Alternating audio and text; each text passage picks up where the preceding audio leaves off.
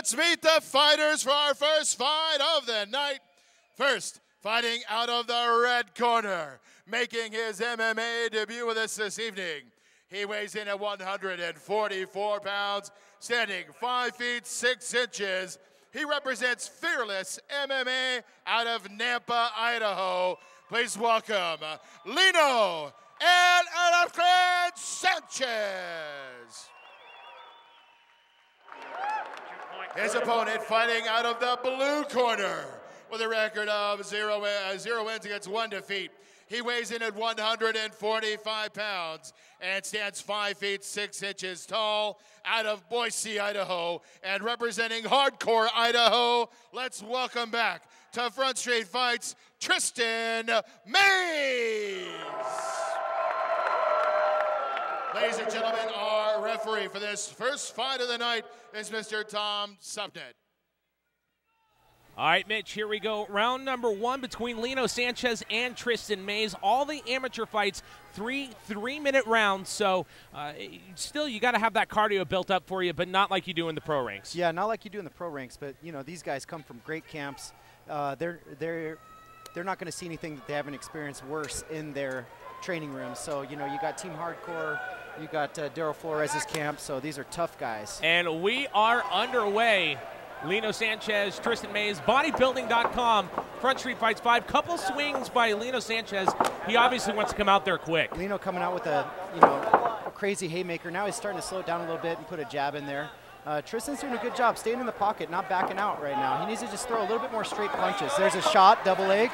Double leg takedown there by Lino Sanchez. Yeah, when Tristen holds the choke like that after he passes the guard, it's guaranteed that the guard is going to be passed. He needs to let go and start making space. Both of them fighting for position. We got As blood. you can see, Tristen Maes locking in some sort of choke on Lino Sanchez. And yes, as you said right off the bat, we have blood, I believe, coming from Lino Sanchez, cut above the eye. We'll see in a minute. So now you're in a half guard position. So Tristen on bottom, he needs to get to a full guard, or he needs to push away, get up.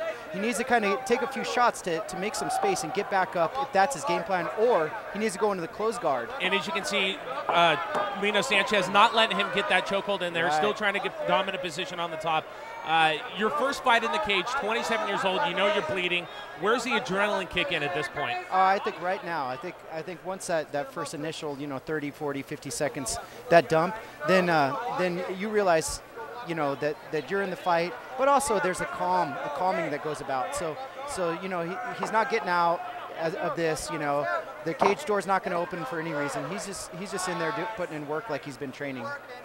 Lino's still struggling to try to get this hold. It looks right now that Tristen Maes has a little bit more control, still not able to get anything. Both of them throwing some rights and left. They're back up to their feet.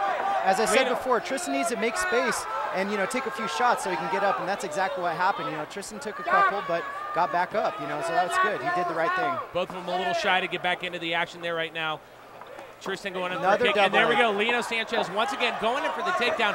Definitely going to help him in the ranks when it comes to the judges, but it looks at this point, he's got that locked in there. Hard to see from our he's got an arm point. in. He's got an arm in, so like I said last fight, last Front Street Fights, you got to be really strong to finish that guillotine.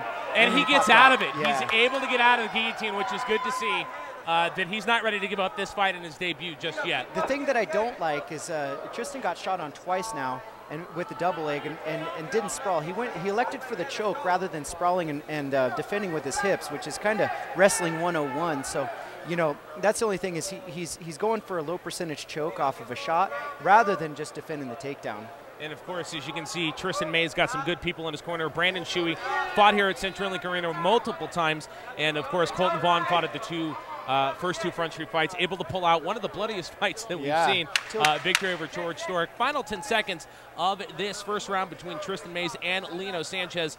A lot of action on the ground this first round. Yes, sir. This is a great fight. And there we go. Both able to make it. It actually looks like Tristen Maes may be the one that's cut as well, too. No visible. It's the right eye of Vince. Of Lino Sanchez. Lino Sanchez. So you're scoring this first round here. If you're one of the judges, which way does this go? Well, it was pretty even. However, when you have 2 takedowns, then that pretty much should tip the scales towards Lino.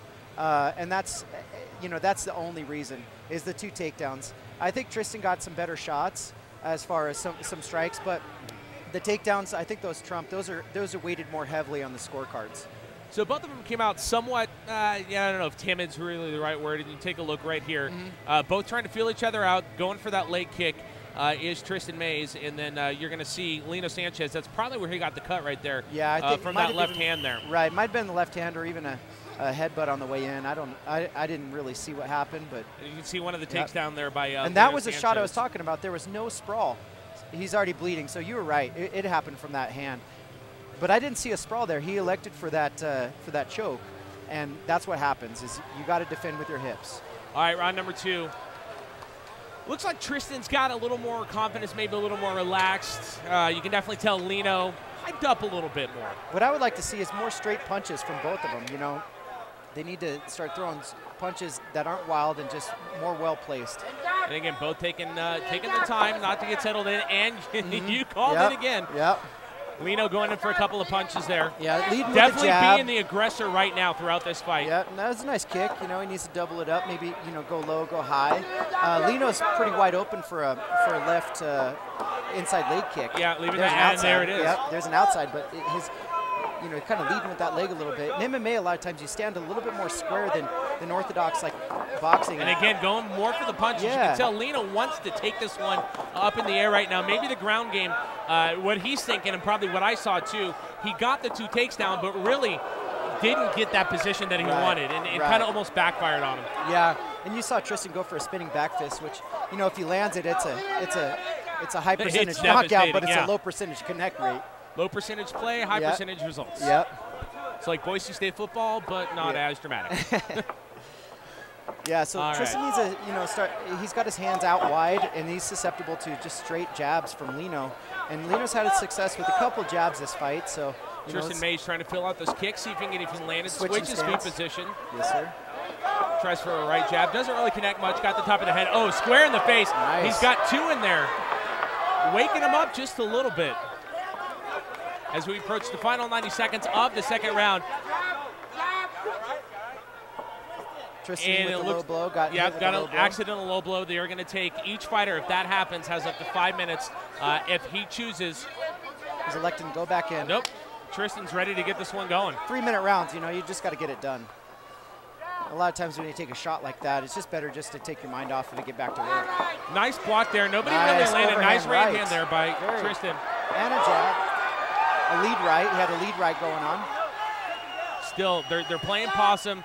Tristen seems to be a little more energized at this point right now. Kind of left himself open to a punch, but Lino not able to really connect on much right there. Looks to me that there was that inside leg kick that he got hesitant on. But looks to me like Lino's punching power is kind of going down a little bit, while Tristen's is staying the same, if not getting a little bit stronger as the round goes on. Lino's punches seem to be kind of being pushed a little bit, not as snappy. He does have good enough speed to get out of the way of the reach there of Tristen Maes. Of course, the reach advantage, dead even, both a 69-inch reach there. So square in that department. Neither one of them really, they obviously want to keep this one up to the ground right now. Faking a shoot there, coming with an overhand right, not really connected. Not much really connecting either way on a ground game or in the air right now. Yeah, I give a slight edge to a Tristen now, especially at the end of these rounds. Those leg kicks are starting to have an effect. Yeah. Tristen seems to land a little bit more power punches and seems to, his connectivity rate seems to be going up. Here's a 10-second warning. And let's see if they can get a flurry and kind of impress the judges and put a period on the end of this fight. Another inside leg kick there from Tristen Maes. Both of them, it seems Tristen's energy is definitely going up as we finish the second round here between Tristen Maes and Lino Sanchez. Lino came out a little bit more of the aggressor at the beginning, but as time went on, and especially seeming after that low blow kick there, which was incidental, we do want to point that out, they kind of woke Tristen up a little bit. Yeah, Tristen's doing good. He's he feels confident. That's why he's got his hands out kind of to the side. And that's always good to see the confidence. But you just, I can't stress enough, fundamentals, because it could just change in a heartbeat, especially wearing these 4-ounce gloves, And how much, people don't think 4 ounces is a lot of weight. And from your fight experience, how does that affect you? I mean, your knuckles hurt at the end of the fight. And, there's not much going on with those gloves. I mean, basically the 4-ounce gloves, all that really stops is like severe cuts, you know, but it doesn't cushion the punch much, you know, at all almost. So, you know, it's really more to kind of keep the game going and not get cut with knuckles or break your knuckles as easy. All right, we are getting ready for round number 3 between Lino Sanchez and Tristen Maes.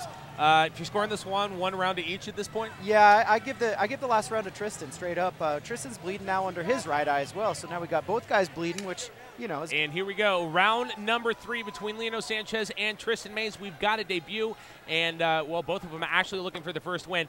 Going for a couple of punches there by Lino. Coming in with his head down, and he's susceptible to even a check knee, as he's coming in with his head down, swinging wild. And we've actually seen that, of course, in the past. Once again, doing it again. Yeah. Now, if Tristan's able to realize he's coming in with his head down, yep, almost caught the uppercut there. He needs to spread his legs wide. He's going. And once again, he locks in the guillotine hold right there. He's got the arm in. Is it in this time though? He does have the arm in. Will Lino Sanchez be able to get out of this one? He did. Yeah. And you know, if you're going to do that arm in guillotine, the important thing to stress is you have to hip out towards the side that the arm is. So he hipped out to the left. He needs to hip out to the right to put more pressure on the trachea. And what we've seen, again, at this point, the ground game not really working in Lino Sanchez's favor. He does have 3 takedowns, which if it goes to the judges, that will definitely help in his favor. Yeah. Tristen Maes had a good chance at a hard uppercut right there. Yeah. Not able to quite land it, though. Right. You know, I think it was a good one, but see, the problem with these amateur rounds is 3 minutes goes by like light speed.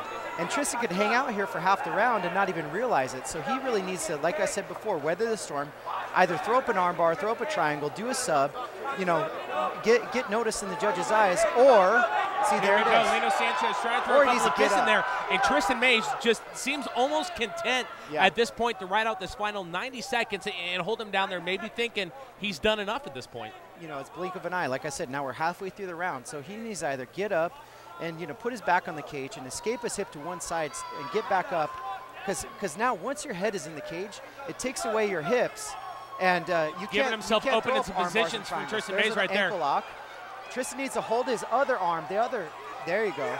So it's hard to ankle lock a guy if you have one of his arms. The guy can't ankle lock somebody good. Final 60 seconds, round number 3 between Tristen Maes, Lino Sanchez. Story of this one, both going for a lot of punches, going for the takedowns. Nothing seems to be landing just yet. Might take his back. He might take his back right here. He's getting back position. See, and this is what I was talking about. This might stamp in the judge's mind, even though, see, he can't go down like that.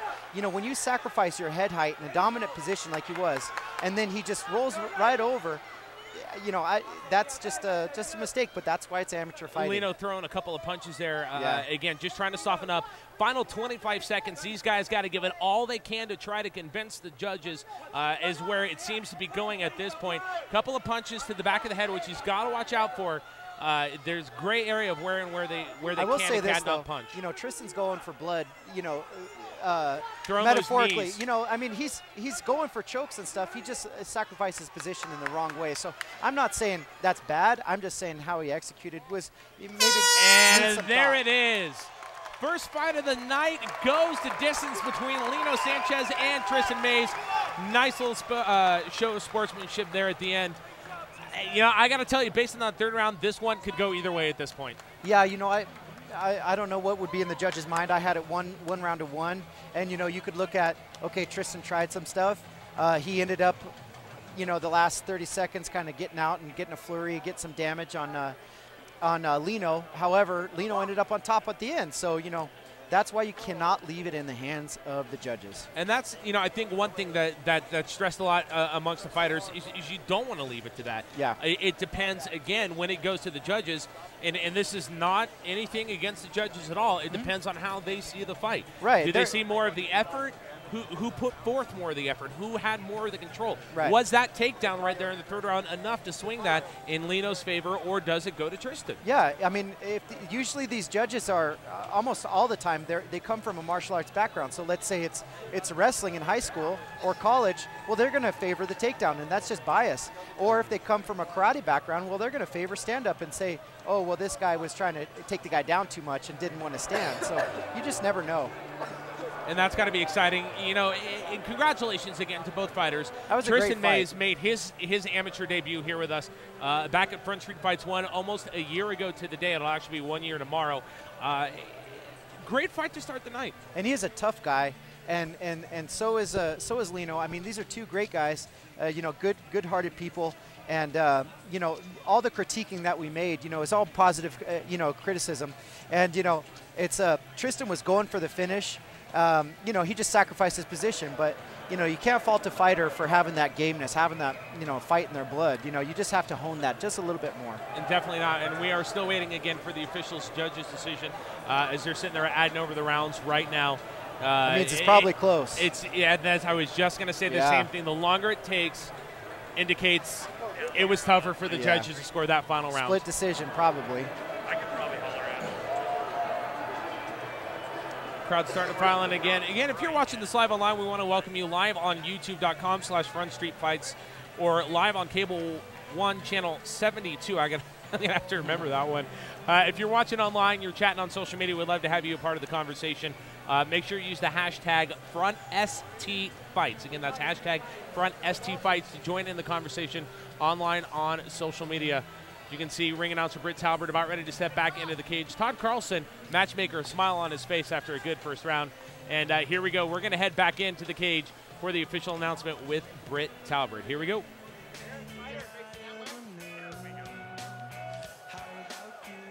Ladies and gentlemen, before we go to the cards, how about that for a first fight of the night here? How about it for Tristen and Lino? That's right. That's a heck of an amateur bout right there. We're going to go to the cards. Judge Howard Hazelbaker has a 29-28. Judge Steve French has it 29-28. Judge Randy Anderson has it 29-28. A unanimous decision and making his pro day or his amateur debut. It's Lino Sanchez. Big congratulations to Lino Sanchez. We were calling a split decision. He gets the unanimous decision. Lino Sanchez proving that age doesn't matter when you want to get into the sport. That's right.